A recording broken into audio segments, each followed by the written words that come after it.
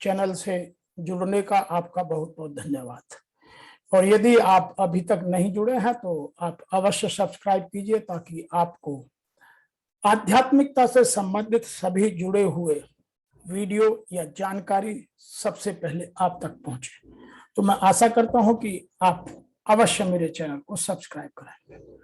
आज कल हम आध्यात्मिकता में स्वधर्म को लेकर काफी चर्चाएं कर रहे हैं और स्वधर्म को जिसने समझ लिया उसको आध्यात्मिकता बहुत सरल लगने लगती है। आध्यात्मिकता इतना कठिन विषय नहीं है जितना हमें हमारे कुछ प्रबुद्धजनों ने या हमारे कुछ ब्रह्मजनों ने उसको इतनी कठिनता से समझाने की कोशिश की है।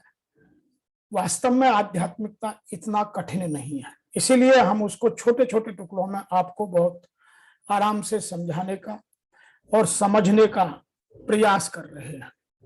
तो आज हम सबसे पहले बात करेंगे शिशु की शैशव अवस्था में माता पिता और परिवारजनों का स्वधर्म। जब बच्चा पैदा होता है वो ठीक से बोलता नहीं है, अपने आप चल नहीं सकता, हिल नहीं सकता, डुल नहीं सकता, कोई काम नहीं कर सकता। 100% डिपेंडेबिलिटी उसकी अपनी मदर पर या अपने पिता पर या अपने परिवार के जनों पर है। तो उस अवस्था में बच्चे का सबसे ज्यादा विकास होता है। बच्चे की जो सबसे ज्यादा मानसिकता है वो लगभग 5-6 वर्ष तक पूरे जीवन की 50% मानसिकता पूरी तरह विकसित हो जाती है, जबकि 5 साल का बच्चा या 6 साल का बच्चा स्कूल जाने के लायक बनता है। तो उससे पहले वह अपनी मानसिकता को लगभग जो जीवन भर उसके काम आने वाली है उसका 60% तक, 50 से 60% तक पूरा कर लेता है। क्योंकि जो उसकी आध्यात्मिकता की जड़ें हैं, नींव हैं, जो उसके जीवन में संस्कारों की नींव है, जो उसके जीवन में दुनिया से जुड़ने की प्रवृत्ति है, जो उसको समाज में रहने लायक जीने की प्रवृत्ति पैदा करेगी, वह सब लगभग बच्चा 5 या 6 वर्ष की उम्र तक सीख लेता है। आइए एक एक करके हम बात करते हैं इस विषय पर। सबसे पहले बात करते हैं, शैशव अवस्था को 2 भागों में बांटा गया है। नंबर 1, जन्म से लेकर के 3 वर्ष की उम्र तक, जिस अवस्था को पूर्व शैशव अवस्था कहा जाता है, जब बच्चा पूरी तरह माँ बाप पर या परिवारजनों पर आश्रित रहता है, केवल अपने मानसिक विकास में लगा रहता है।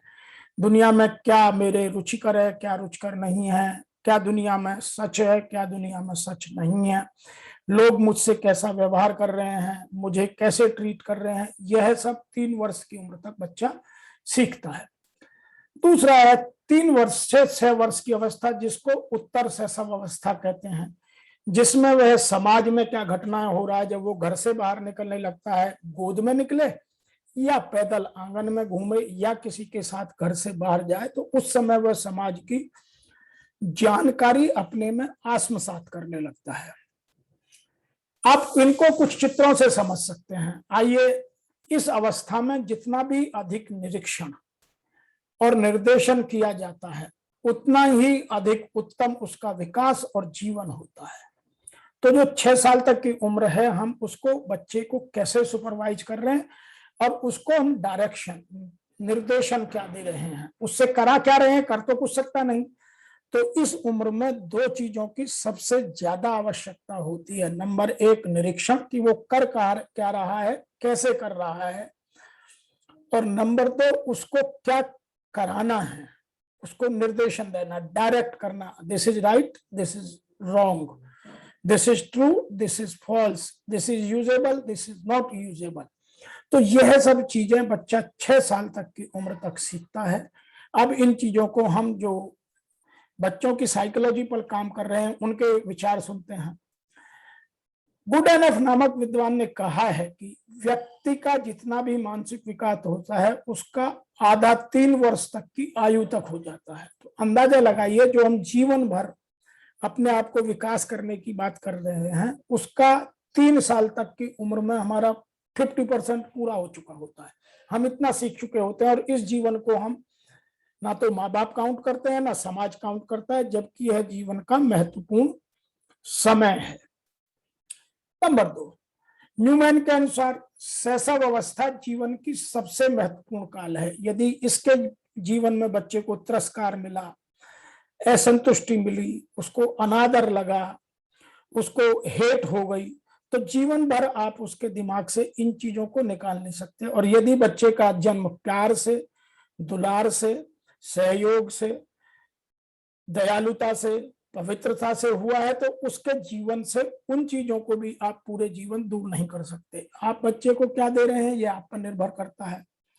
वैलेंटाइन के अनुसार शैशव अवस्था सीखने का आदर्श काल है।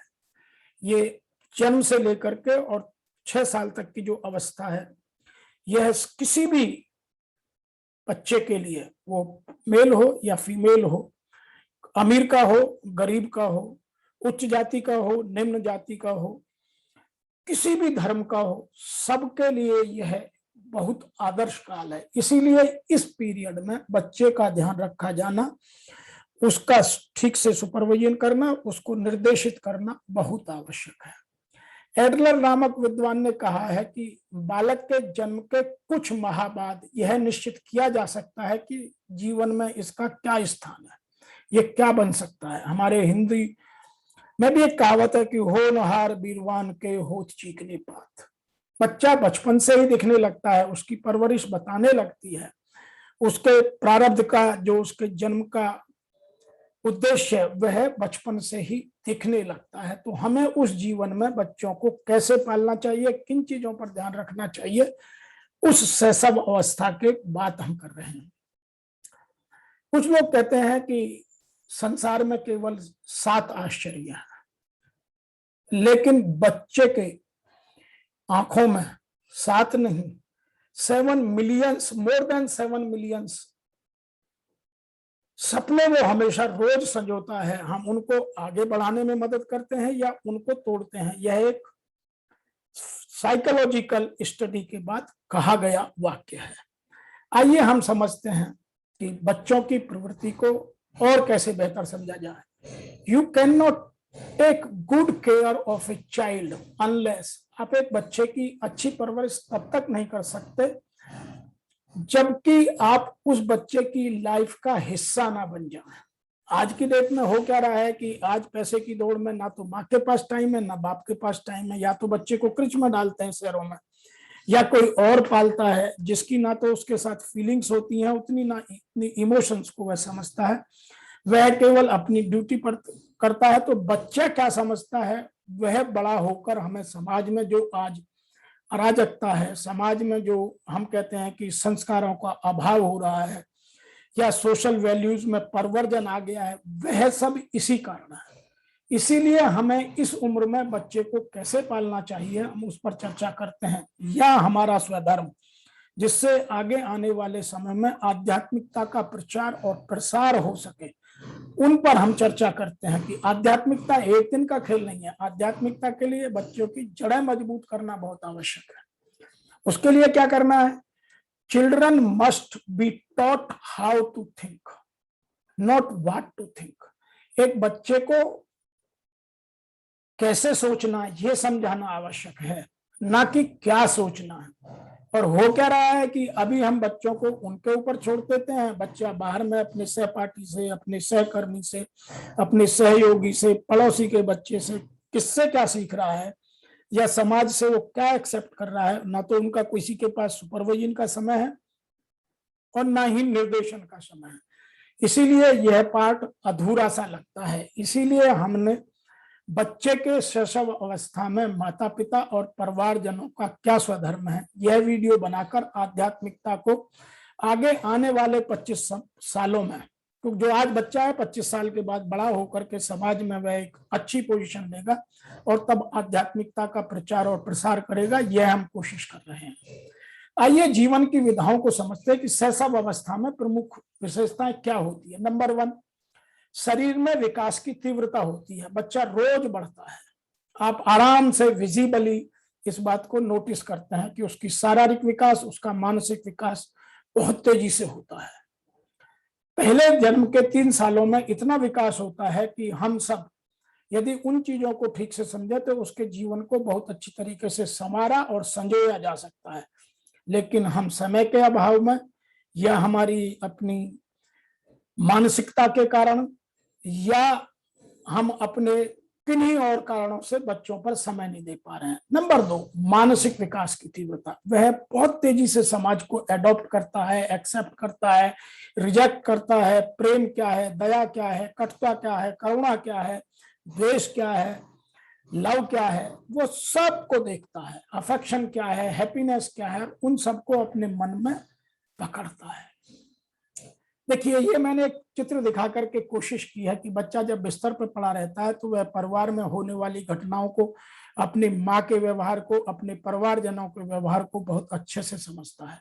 आपने देखा होगा कि बच्चा अपनी माँ को 1000 औरतों में भी पहचान लेता है। क्यों? क्योंकि वह उसके व्यवहार से पूर्णतः परिचित होता है। तो इसीलिए आपको इन चीजों पर ध्यान देना आवश्यक है। नंबर 3 है, सीखने की प्रक्रिया में बहुत तीव्रता होती है। बच्चा बहुत तेजी से सीखना चाहता है क्योंकि वह जल्दी से बड़े होने की प्रक्रिया का हिस्सा है। यह भगवान ने या प्रकृति ने बच्चों में एक स्वतः गुण दिया है, उनका यह स्वधर्म है। नंबर 4 बात करते हैं कि बच्चा अपने शारीरिक प्रक्रियाओं को, जैसा वो समाज में हमको, अपनी मदर को, अपने पिता को, अपने घर को, अपने रिश्तेदारों को, समाजजनों को देखता है, वैसा वह करने की स्वचेष्टा करता है। बच्चे की कल्पना की सजीवता, बच्चा बहुत कल्पना की उड़ान उड़ता है। जैसे मैंने अभी 7 मिलियंस की बात की थी, बच्चे की कल्पना शक्ति बहुत तेजी से विकसित होती है। वह किन चीजों को आत्मसात कर लेगा, उन चीजों को अपनी कॉन्शियस मेमोरी से उठा करके सबकॉन्शियस मेमोरी में डाल देगा, ना वो है समझता है ना हम समझते हैं। केवल उसे समझ सकता है माँ का, पिता का या परिवारजनों का व्यवहार कि हम उसके साथ क्या कर रहे हैं। और क्योंकि हम पे समय नहीं होता रिव्यू करने का, इसलिए हम कभी उन चीजों में पीछे मुड़कर देखते नहीं हैं। और बड़े हो जाने पर हम अपने आप को दोषी नहीं, दूसरों को दोष देने लग जाते हैं। नंबर 5 है, इस अवस्था में 100% दूसरों पर निर्भरता रहती है। वह अपना काम कुछ भी नहीं कर सकता, ना अपने आप खा सकता है, ना अपने आप अपनी नेचुरल कॉल्स कर सकता है, ना अपने शरीर की सफाई कर सकता है, ना कपड़े बदल सकता है। पूरी निर्भरता, ना कुछ सीख सकता है, पूरी निर्भरता दूसरों पर रहती है।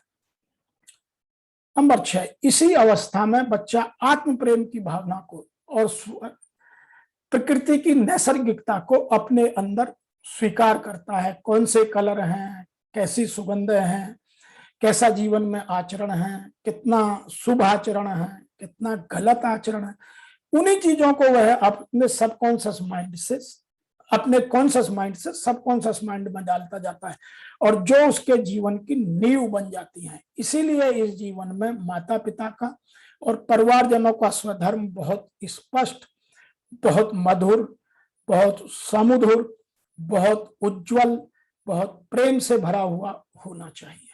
नंबर 7 है, इस उम्र में उसमें नैतिकता का अभाव होता है क्योंकि वह कोरे कागज की तरह होता है। बच्चे का दिमाग बिल्कुल खाली होता है। आप उसमें नैतिकता अनैतिकता जो भरेंगे वह उन चीजों को स्वीकार करेगा।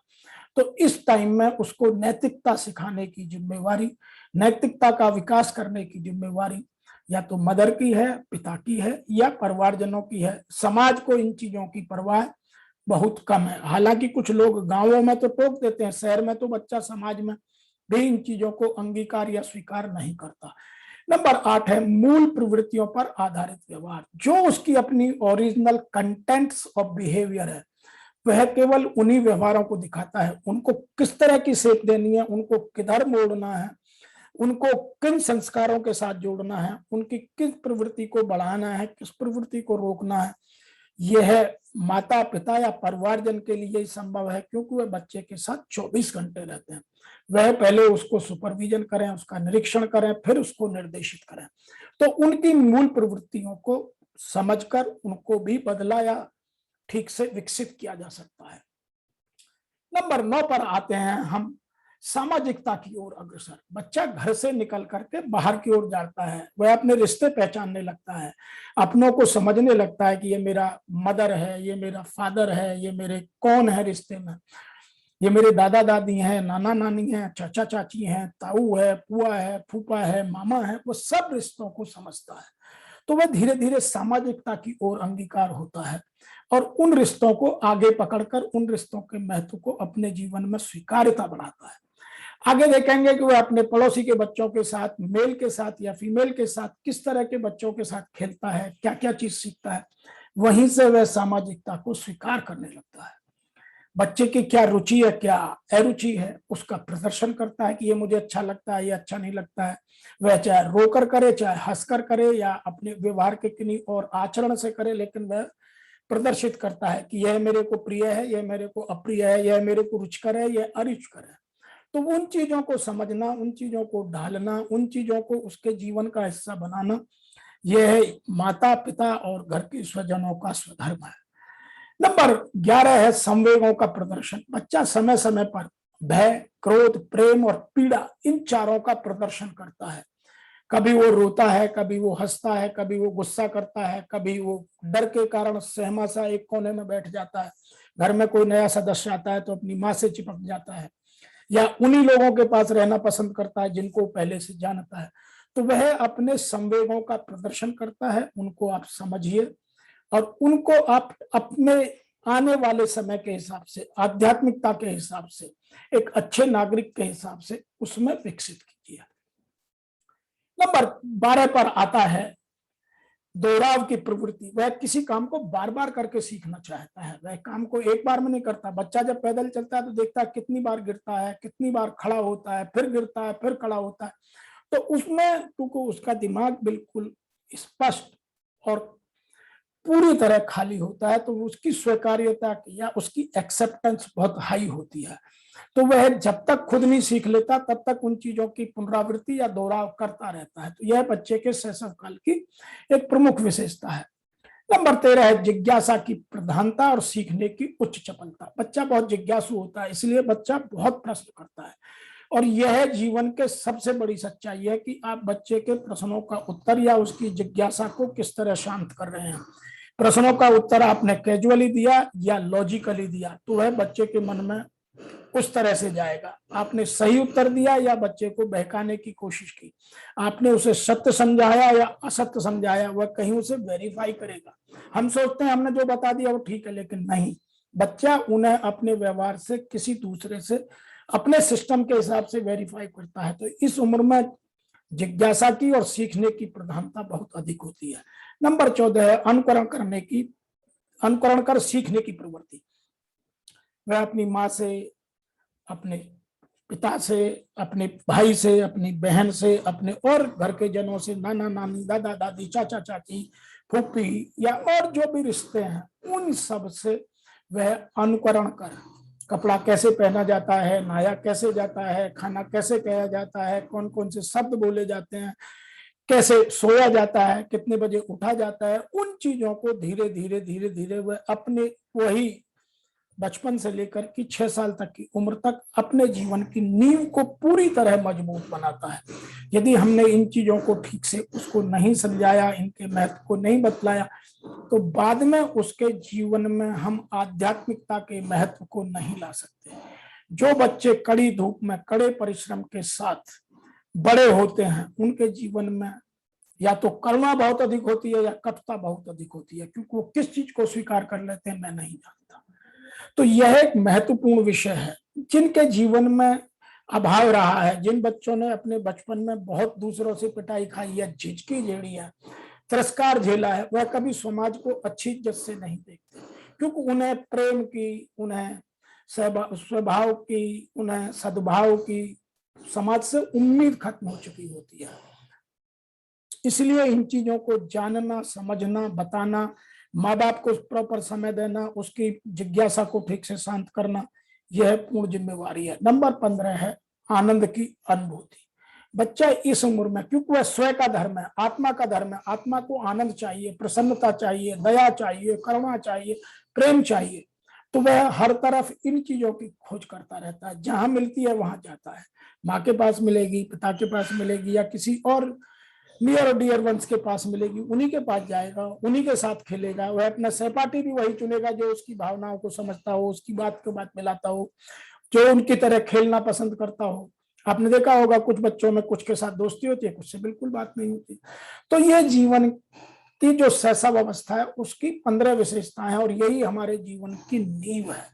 आइए इसको ठीक करने के लिए माता पिता या परिवारजनों को क्या करना चाहिए उस पर कुछ चर्चा कर लेते हैं। नंबर 1, शांत, सुरक्षित और स्वस्थ वातावरण रखना और बच्चे को देना, यह माता पिता और परिवारजनों का स्वधर्म है। नंबर 2, शिशु के प्रति सदैव प्रेम, शिष्टता और सहानुभूति रखना, कभी घृणा नहीं, कभी कटुता नहीं, कभी वैमनस्यता नहीं, कभी झिड़क नहीं, कभी द्वेष नहीं। इन भावनाओं को उसको 6 साल तक यदि आप पालन नहीं करने देंगे, उसको नहीं समझने देंगे तो जीवन में वो कभी नहीं समझ सकते। नंबर 3, पूछे जाने वाले प्रश्नों का उसकी समझ के अनुसार समुचित उत्तर देना। हम ये नहीं कि हम मैच्योर है तो बच्चा मैच्योर है, बच्चा बहुत सारी चीजें नहीं समझता है, बहुत सारी चीजें धीरे धीरे समझता है। बच्चे को एक प्रश्न से 1000 प्रश्न करता है, क्योंकि उसके लिए सारी दुनिया नहीं है।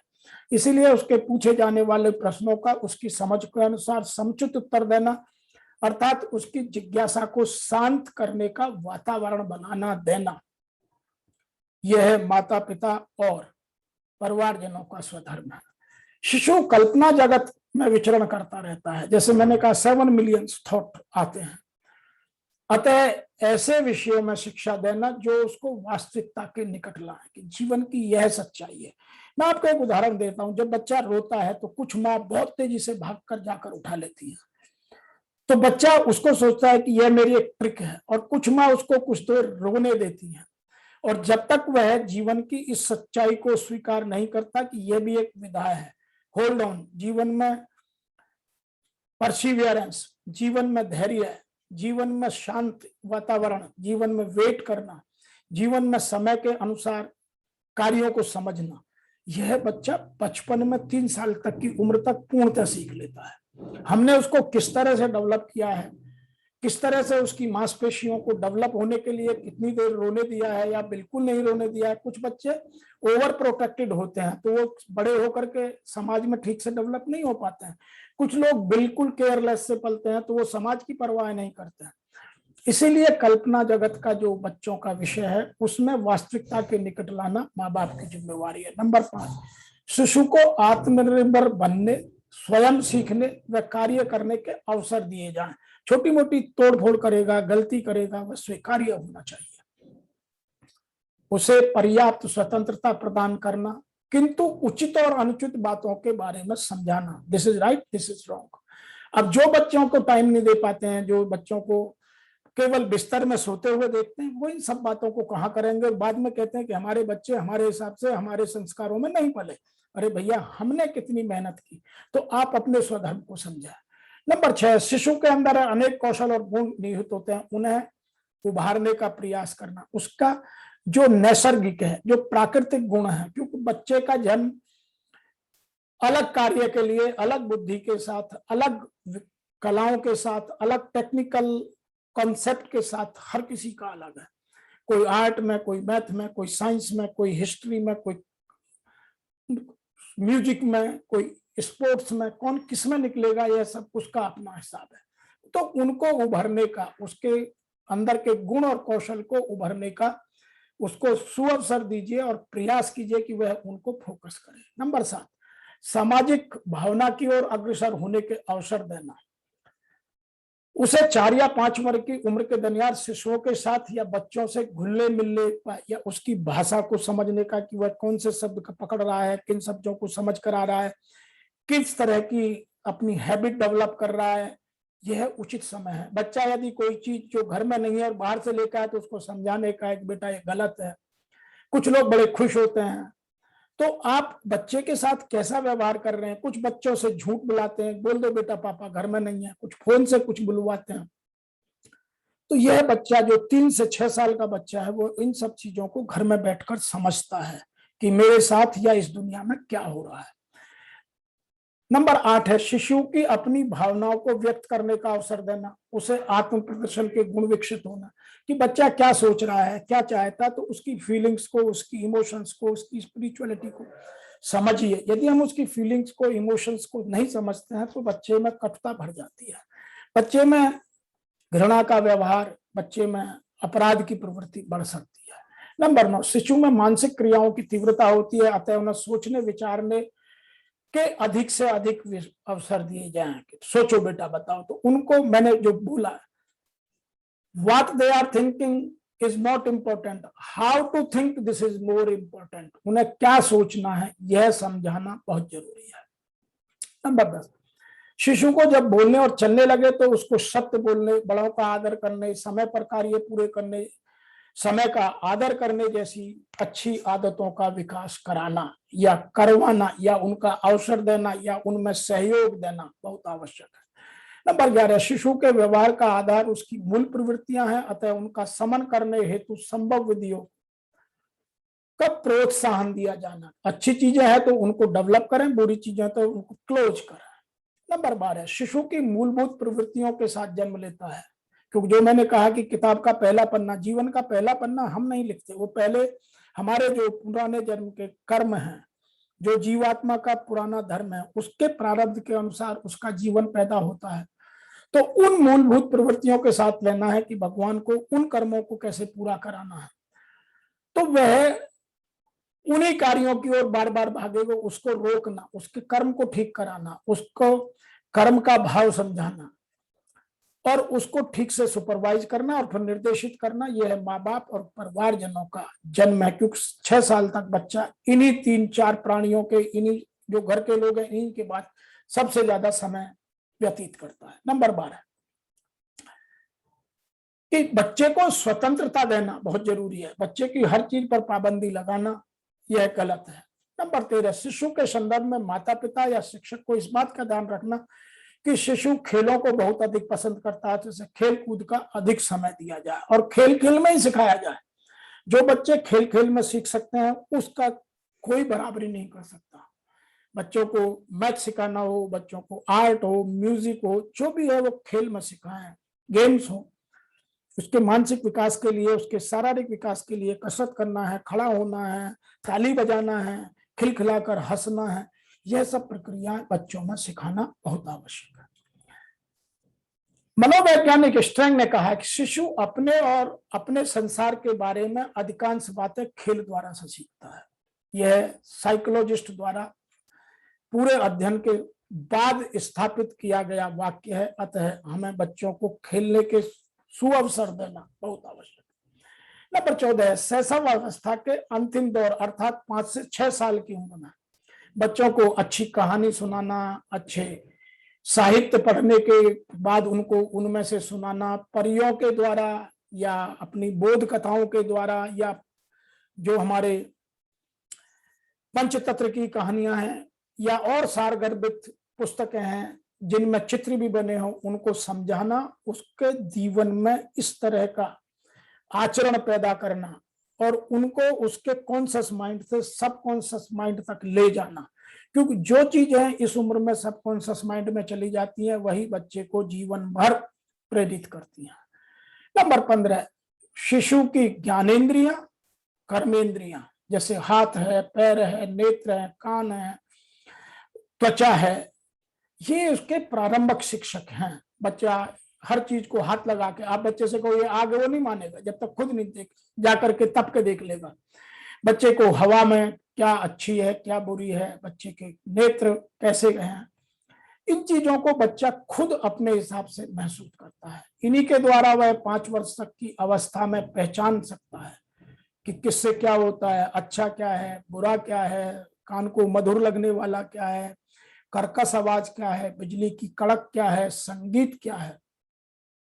तो बच्चा इन चीजों को अपने अंदर आत्मसात करता है। इसलिए इन अंगों के उपयोगार्थ परिस्थितियों का निर्माण करना और समय समय पर उसके ज्ञान की पूर्ति करना, ताकि वह इनके प्रयोग के लिए अच्छी तरह से परिपक्व हो जाए और इनको समझने लगे और इनको अपने जीवन में स्वीकार कर जीवन की खूबसूरती को आगे बढ़ाए।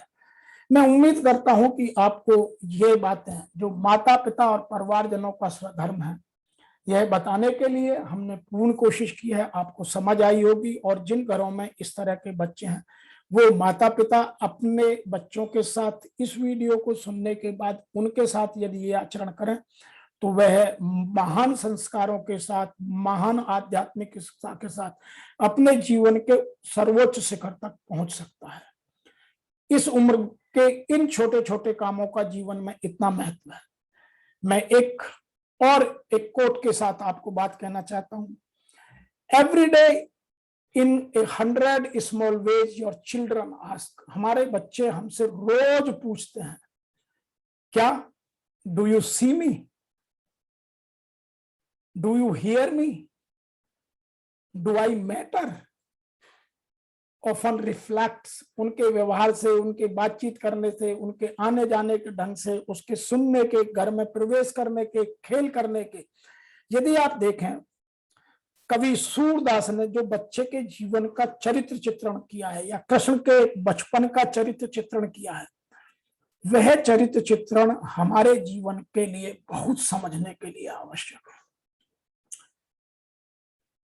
कवि सूरदास जी ने, संत सूरदास जी ने कृष्ण के माध्यम से बचपन का या वात्सल्य का कोना कोना झांक कर जो समुदाय को वात्सल्य पर ज्ञान दिया है, उसको यदि हम अपने जीवन में अपने आने वाली पीढ़ी के लिए अपने शिशुओं के साथ उनके शैशव काल में प्रयोग करें और उनको उन चीजों का आभास कराएं, तो समाज में महानता लाने से कोई नहीं रोक सकता। तो बच्चा हमसे ये हजारों तरीके से रोज ये पूछता है और हम कैसे उनको रिफ्लेक्ट करते हैं, कैसे रेस्पॉन्स करते हैं। बच्चा हर चीज को नोट करता है, महसूस करता है, उसके दिमाग में उनकी एक पिक्चर बनती है। वही जीवन भर उन्हीं मूल्यों के साथ, उन्हीं इथिक्स के साथ, उन्हीं वैल्यूज के साथ, उन्हीं संस्कारों के साथ बड़ा होता है और समाज का एक हिस्सा बनता है। मैं आशा करता हूं कि आपको यह समझने में कि माता पिता और परिवारजनों का क्या स्वधर्म है, क्योंकि हर घर में बच्चे हैं, आज नहीं तो कल फिर होंगे, जिनके बड़े हो गए हैं वो आनंद लें। और इस वीडियो को अपने उन लोगों तक अवश्य पहुंचाएं जिन घरों में इनकी आवश्यकता है, जिन घरों में बच्चे हैं। हम जीवन की भागदौड़ छोड़कर, जीवन के पैसे के पीछे भागम भाग छोड़कर अपनी पीढ़ी को संवारें, उनके भविष्य को सुरक्षित करें। वही हमारी सच्ची और सर्वोत्तम पूंजी है। इसी के साथ आपका मेरे इस वीडियो को सब्सक्राइब करने का, देखने का, अपने संबंधित जनों तक जिनकी इसकी आवश्यकता है पहुंचाने का बहुत